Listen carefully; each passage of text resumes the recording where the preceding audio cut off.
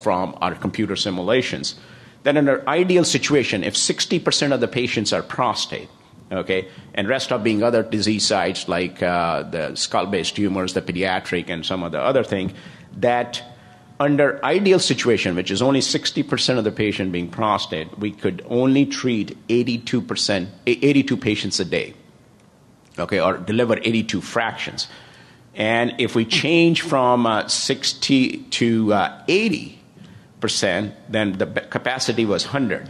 And the interesting thing over here is this is telling you what is the utilization of the gantries, that we're almost utilizing the gantry to a full capacity. In other words, there is no downtime on the gantry in terms of not optimally setting up the patients on the, or scheduling the patient on the gantry. So these were fairly good, except for gantry 3, just because of the type of patients. Because then, there is a balance between the snout changes and the time that you spend versus a particular disease site, the immobilization, So if you don't put any constraints, you could increase that, but you had to put some constraints. So some of the gantries are going to be less than utilized.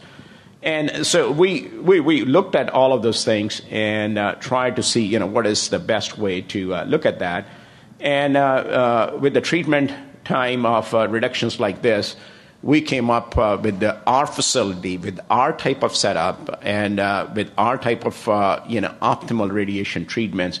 We figured that the maximum that we could ever treat was 135 fractions per day, which translates into 30,000 fractions per year. And this came up with a very high utilization rate of the gantries. But some of the concerns that we had when we were doing this were mostly treating the prostate cancer patients. And the moment you change the mix from a prostate cancer to,